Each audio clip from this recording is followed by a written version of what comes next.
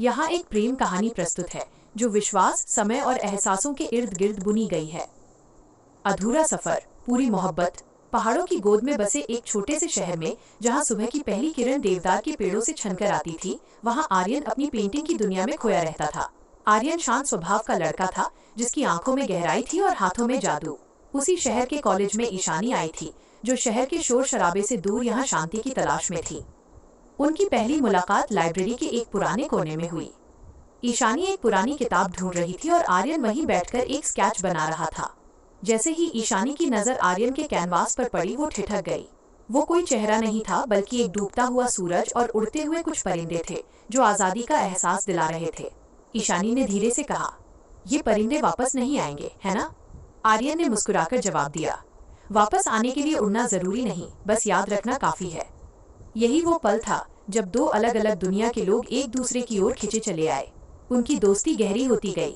वे घंटों पहाड़ों की पगडंडियों पर चलते, पुराने गीतों के बारे में बात करते और भविष्य के सपने बुनते। आर्यन को ईशानी की हंसी में संगीत सुनाई देता और ईशानी को आर्यन की खामोशी में सुकून मिलता। एक शाम जब वे एक पहाड़ी की चोटी पर बैठे थे, आर्यन ने ईशानी का हाथ थाम लिया। ठंडी हवाएं चल रही थीं। आर्यन ने कहा, ईशानी, मेरी हर पेंटिंग में एक रंग अधूरा था जो आज तुम्हारे आने से पूरा हो गया है। ईशानी की आंखों में आंसू थे, पर वे खुशी के थे। उसने बस अपना सिर आर्यन के कंधे पर रख दिया। लेकिन जिंदगी हमेशा वैसी नहीं होती जैसी हम तस्वीरों में देखते हैं। ईशानी के पिता का तबादला वापस बड़े शहर में हो गया। विदाई की वह शाम बहुत भारी थी। आर्यन ने ईशानी को एक छोटी सी पेंटिंग दी, वही परिंदे, लेकिन इस बार वे साथ उड़ रहे थे। सालों बीत गए। ईशानी अपनी कॉर्पोरेट दुनिया में उलझ गई और आर्यन एक मशहूर पेंटर बन गया। उनके बीच संपर्क कम हो गया था, पर एहसास कभी खत्म नहीं हुए। एक दिन शहर में एक आर्ट गैलरी की प्रदर्शनी थी। ईशानी वहां बेमन से गई, लेकिन वहां की एक पेंटिंग देखकर उसके कदम जम गए। कैनवास पर वही पुरानी लाइब्रेरी का कोना था और एक लड़की किताब ढूंढ रही थी।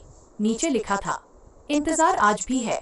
तभी पीछे से एक जानी पहचानी आवाज आई, मैंने कहा था ना, वापस आने के लिए बस याद रखना काफी है। ईशानी मुड़ी और सामने आर्यन खड़ा था। उनकी आंखें मिली और वक्त जैसे वहीं ठहर गया। सालों की दूरी एक पल में सिमट गई। उनकी प्रेम कहानी अधूरी होकर भी पूरी हो चुकी थी, क्योंकि सच्ची मोहब्बत कभी खत्म नहीं होती, वो बस सही वक्त का इंतजार करती है।